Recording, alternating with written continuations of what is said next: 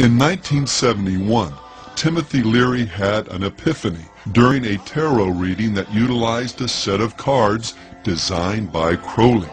His revelation? That he was Crowley reborn and was to complete the work Crowley began, preparing humanity for cosmic consciousness.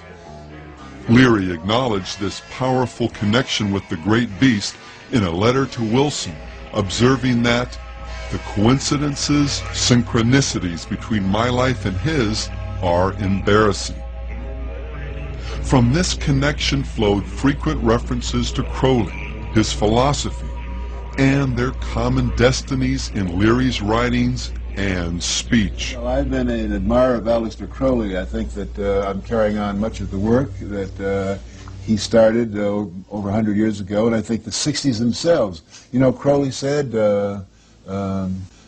he was in favor of finding your own self and do what thou wilt shall be the whole of the law under love. It was a very powerful statement. I'm sorry he isn't around now to appreciate the glories that he started.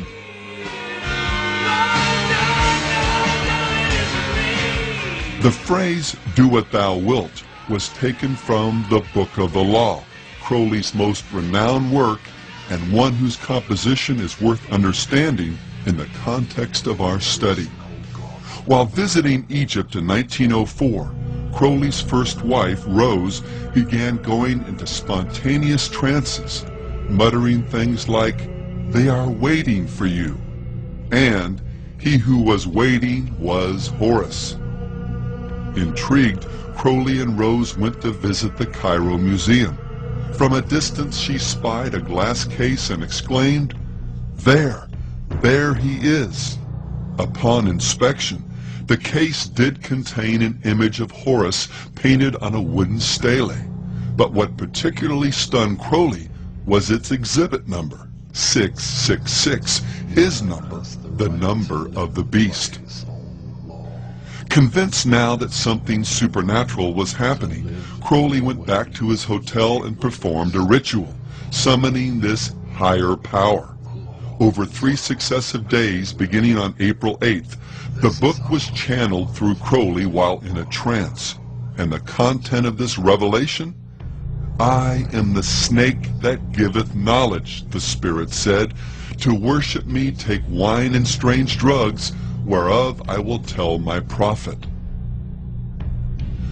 Falling on precisely the wrong side of the Bible's account concerning the fall of man and Satan's role, this snake spirit begins the revelation by telling man that he is a god, that reality is essentially an illusion, sin a myth, and that ethically there's no greater commandment than the law of Thelema, Greek for will, as famously stated in the 40th verse of chapter 1.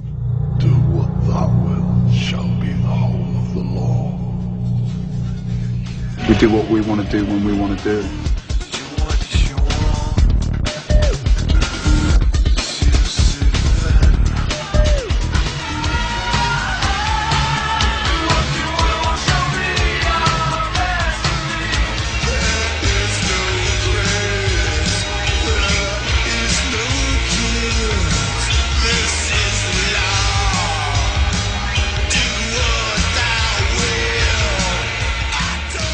Well, today that same law has been written, spoken, or sung about by more contemporary artists than even Robert Anton Wilson would have imagined.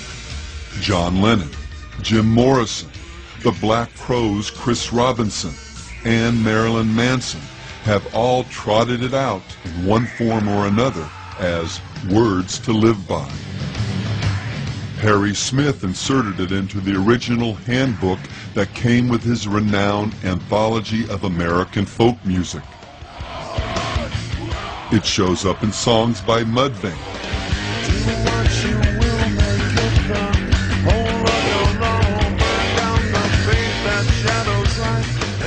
David Bowie, The Only Ones, The Electric Hellfire Club, Alphaville, Throbbing Gristle, Numb, Ancient Ceremony, Eddie and the Hot Rods, Death SS, Theater of Tragedy, Cult Disciples, Therion, Psychic TV, Celtic Frost, Bruce Dickinson, Moonspell, Graham Bond, Sepultura, Edge of Sanity, The Lords of the New Church, and Marilyn Manson, among others.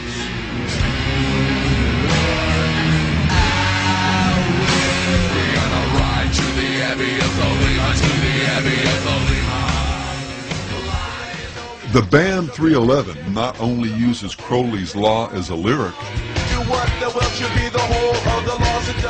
the bass player had it tattooed on his leg, as well as Crowley's Tree of Life design on his back. Punk band Unwritten Law had Crowley's Law written on their concert t-shirts. I'm closer to the golden dawn, immersed in Crowley's uniform of imagery.